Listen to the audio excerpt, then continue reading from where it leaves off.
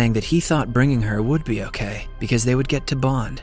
They throw an insult back at him. Dan is in the middle of the two, trying to handle the scared of heights. Joe makes fun of her for it, while Dan tries to console her being slow. She falls down every few minutes, annoying Joe. Joe suggests the two of them catch the last lift to the hilltop and join them again. Parker wants to stay in their room, saying she doesn't enjoy it. The operator turns the lift off. He is the same man who Parker had first time. Moreover, the lift is closing because of a storm. The group sets off on the lift, looking at the people below, skiing, saying that he will be off work at his brother's wedding the next week. He leaves the co-work. A while after the operator leaves, the man sees 3 people are still on it. At first, when the lift stops, the group temperature is dropping by the second, making the group shiver in the cold. They stay there for a few minutes, but start to panic when the lights go out. Now we'll hear them. Parker freaks out, saying that no one knows that they're here. Parker suddenly remembers that it is Sunday, and the ski resort won't open other that they will be okay, but panic is visible in their faces, while Dan stays quiet. Then, suddenly, it starts making the group wave and yell to get the driver's attention.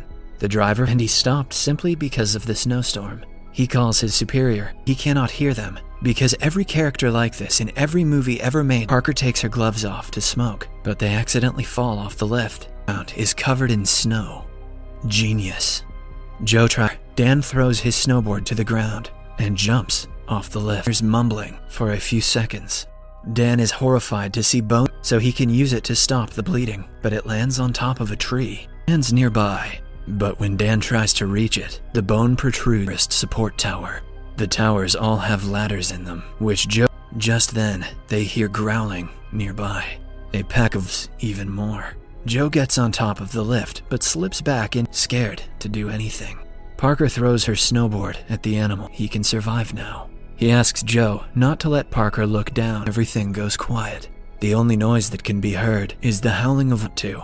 They get into an argument and start to blame one another for Dan's up in the morning with her hand around the metal bar, which she had grabbed while tears off. The two have severe frostbite and cannot survive if someone comes looking for them. A while later, Joe falls asleep in their life. Joe tells her how he and Dan met at elementary to try to make it to a support tower. This time, the icicles have becomes dangerously loose, which makes the chair rock. He's where a single wolf waits for them on the ground. Parker throws her. He gets his hands on the pole and manages to get it off of him as he disappears into the mountain. Now she is alone in the cold, rotten to him, but she still hopes for his safety. She stays there till the fault move more aggressively. Eventually, the seat falls to the ground and she comes across the horrifying scene of Joe's remains. Buffs it to the side of the road and lies there waiting for help. Eventually, the like to help the channel out.